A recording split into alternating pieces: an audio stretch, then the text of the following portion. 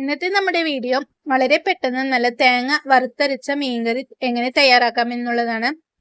അപ്പോൾ ഈ മീൻകറി തയ്യാറാക്കാൻ വേണ്ടിയിട്ട് വളരെ ഈസിയാണ്, അതേപോലെ തന്നെ നല്ല ടേസ്റ്റുമാണ്. അപ്പോൾ നമുക്ക് എങ്ങനെ ഈ മീൻകറി തയ്യാറാക്കാൻ നോക്കാം.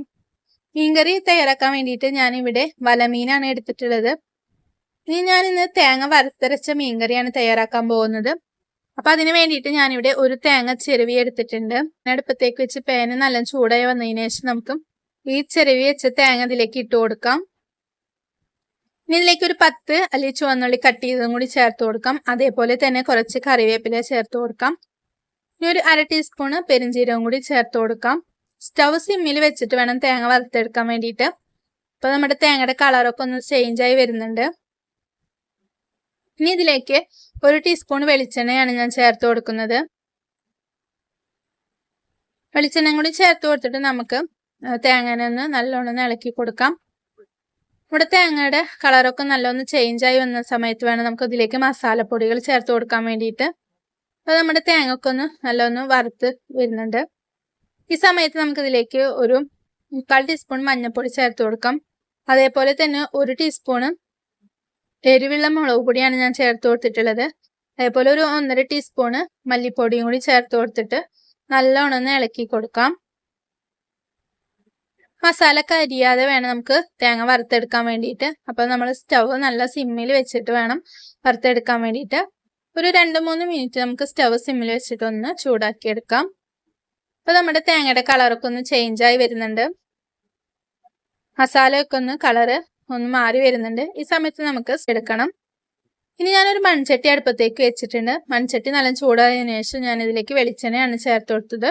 വെളിച്ചെണ്ണ ഒന്ന് ചൂടായി വന്നപ്പോൾ ഉലുവ ചേർത്ത് കൊടുത്തിട്ടുണ്ട്. അതേപോലെ തന്നെ ചെറിയുള്ളി ചെറുതായി അരിഞ്ഞതും അതേപോലെ വെളുത്തുള്ളി ചെറുതായി അരിഞ്ഞതും കൂടി ചേർത്ത് കൊടുത്തിട്ടുണ്ട്.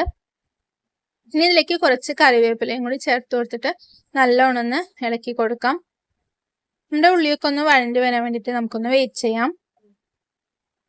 ഇനി ഇതിലേക്ക് ഒരു 2 പച്ചമുളക് ഞാൻ കീറിയിട്ടിട്ട് ഇട്ട് കൊടുത്തിട്ടുണ്ട്.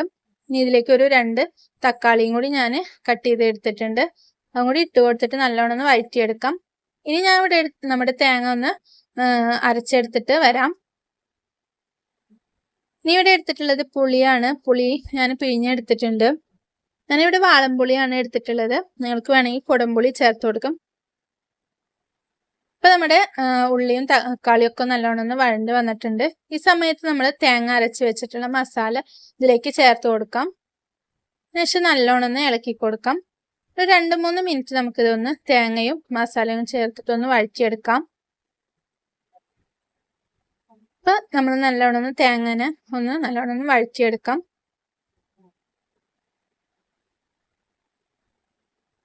ഇനി ഇതിലേക്ക് നമ്മൾ മിക്സിയുടെ ജാറ് കഴുകിയിട്ട് കുറച്ച് വെള്ളം കൂടി ചേർത്ത് കൊടുത്തിട്ട് പിന്നെ ഇതിലേക്ക് നമുക്ക് പുളിവെള്ളം കൂടി ചേർത്ത് കൊടുക്കാം.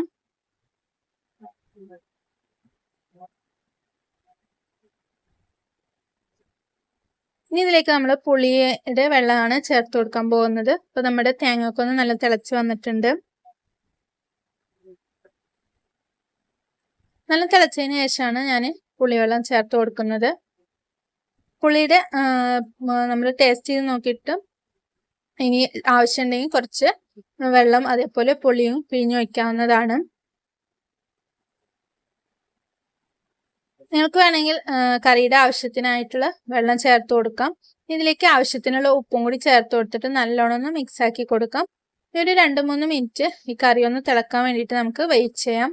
നമ്മൾ ഓൾറെഡി നമ്മുടെ മസാലയൊക്കെ വറുത്ത് തേങ്ങ ഒക്കെ വറുത്തെടുത്തതാണ്. ഇപ്പോൾ 2-3 മിനിറ്റ് ഒന്ന് തിളപ്പിച്ചെടുത്താൽ മാത്രം മതിയാകും. അപ്പോൾ നല്ലോണം ഒന്ന് തിളച്ച് വരുന്നുണ്ട്.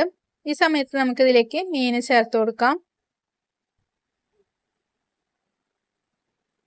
അപ്പോൾ നമ്മൾ മീൻ കഷ്ണങ്ങൾ ഓരോന്നായിട്ട് ഇട്ട് കൊടുക്കുകയാണ്.